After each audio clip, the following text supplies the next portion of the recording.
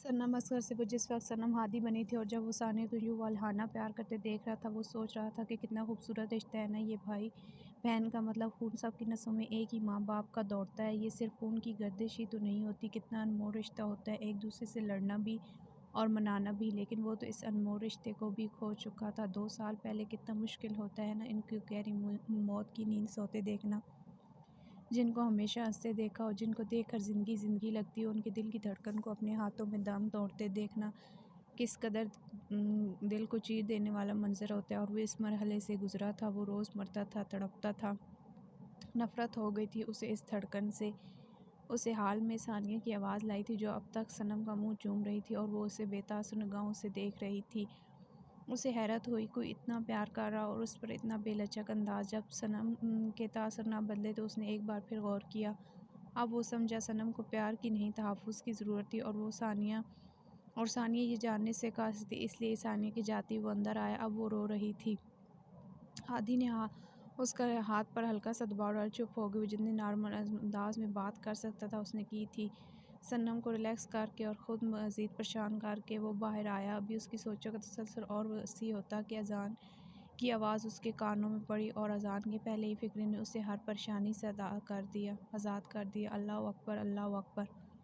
अल्लाह सबसे बड़ा है। अब के हादी पर सोचों के दर नए सिरे से वाह हुए। वो फ़ौरन ही नमाज के लिए उठ गया। आज वो 2 साल बाद नमाज़ पढ़ रहा था और उसकी आँखों से मोती टूट कर लड़कियों की सूरत निकल रहे थे और वो गिड़गिड़ा कर अपने रब से अपने किए की माफ़ी मांग रहा था।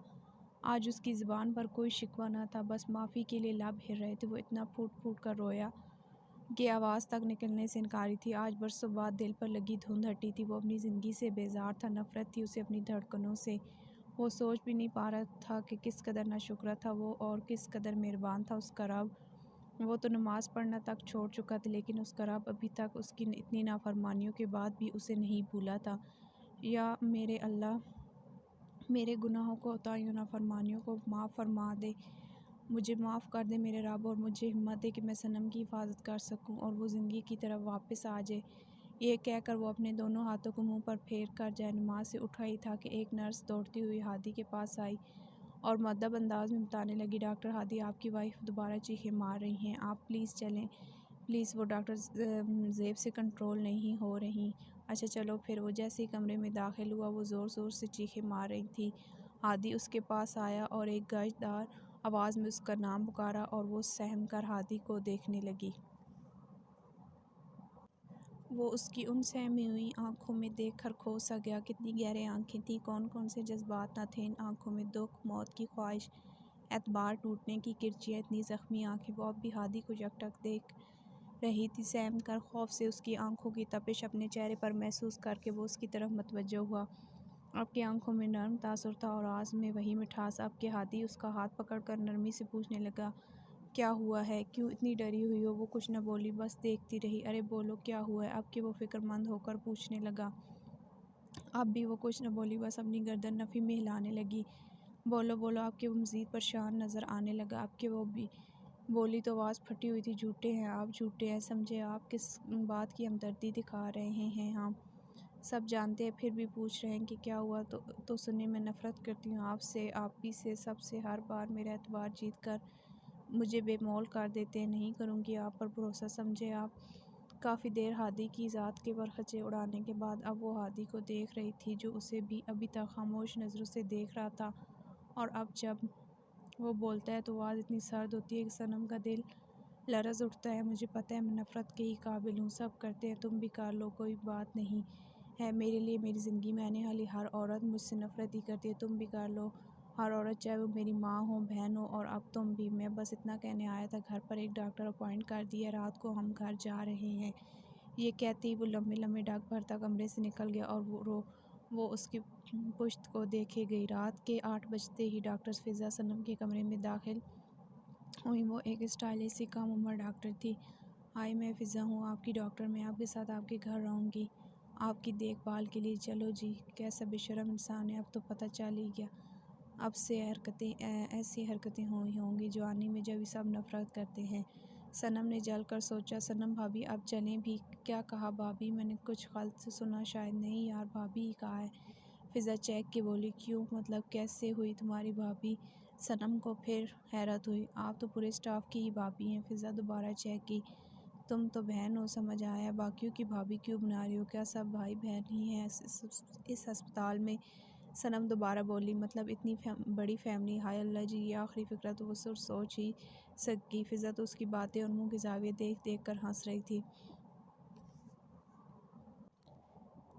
اب بتاؤ بھی صنم تب کر بولی کب سے یہ پاگل لڑکی ہنسے جا رہی تھی آخر اسے بولنا ہی پڑا۔ فضا اس پر ایک تعصب بھری نظر ڈال کر بولی آپ کی اول جلول باتوں سے یہ معلوم ہوتا ہے کہ آپ ہادی بھائی کے بارے میں کچھ نہیں جانتی۔ پھر تھوڑی دیر رک کر صنم کا چہرہ دیکھا جو ابھی تک اتنی بڑی فیملی کا غم لیے بیٹھی تھی اور یہ بھی سوچ رہی تھی ابھی وہ صبح ہی تو کہہ رہا تھا کہ اس کی بہن نفرت کرتی ہے، پھر یہ اچانک سے اتنی محبت کیسے پھوٹ پڑی؟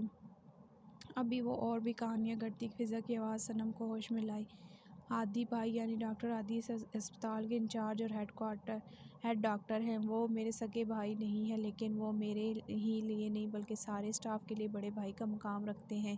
ان کی کوئی فیملی نہیں ہے اس لیے وہ کہتے ہیں یہ اسٹاف میری فیملی ہے، چاہے کسی کو کوئی مسئلہ ہو یا تکلیف سب کو پتہ ہے رات کے 2 بجے بھی ہادی بھائی مدد کر دیں گے۔ اچھا اس کی اتنی لمبی تقریر کے جواب صنم بس اچھا ہی بولی۔ ابھی فضا کچھ کہتی کہ اس کا موبائل بجنے لگا۔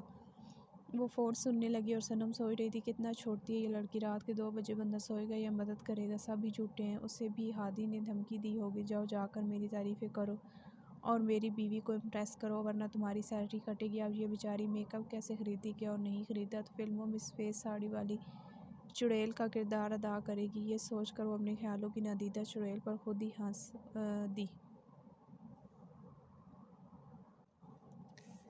فون رکھتے ہی فضا صنم کی طرف متوجہ ہوئی جو اپنی ہی دھن میں مگن ہنس رہی تھی۔ چلو ہنسی تو صحیح، اب فضا بیچاری کو کیا معلوم صنم محترمہ اپنے خیالوں میں اس کو چڑیل تصور کر چکی ہے۔ صنم بھابھی بات سنیں فضا دوبارہ چیکی ہاں ہاں کیا ہوا؟ صنم چونکی کہاں کھو گئی تھی؟ کہیں نہیں تم بولو کیا بول رہی تھی؟ صنم متوجہ ہوئی یہی کہ فیض باہر کھڑے ہیں ہمیں نکلنا ہے چلیں۔ فیض کا نام لیتے ہوئے فضا کے چہرے کی سرخی بتا رہی تھی کہ وہ شرما رہی ہے۔ صنم نے غور فضا کا چہرہ دیکھا اور ایک ابرو اونچا کر پوچھنے لگی اس میں اتنا شرمانے والی کیا بات ہے؟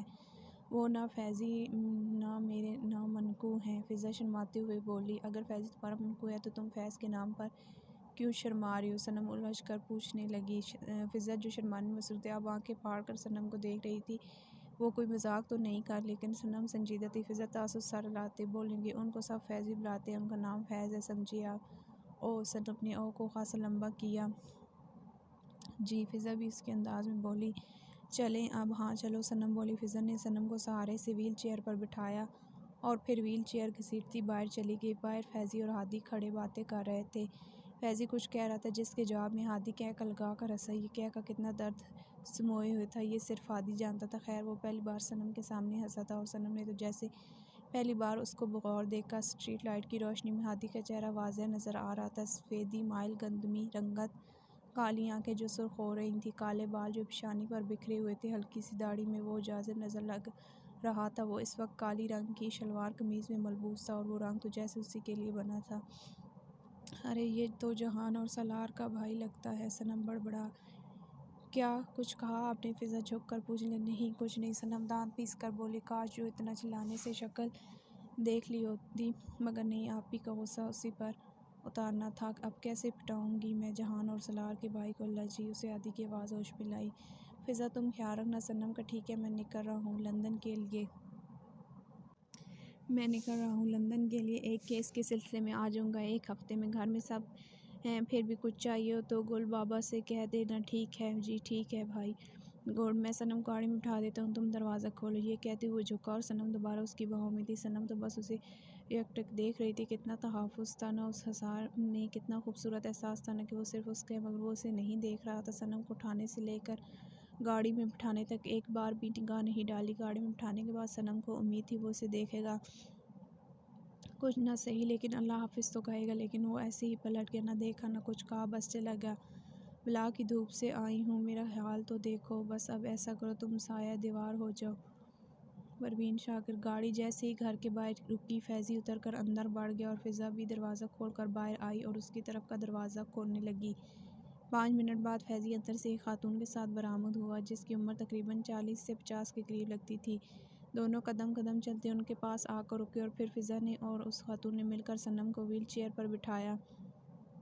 صنم کے اترتی فیضی تو فضا کو اللہ حافظ کہتا اور رات کو فون کرنے کا اشارہ کرنے لگا، جس پر فضا نے جھیپ کر ہاں میں گردن ہلائی اور اللہ حافظ کہہ دیا اور وہ چلا گیا اور وہ بھی گھر کی طرف بڑھ گئے۔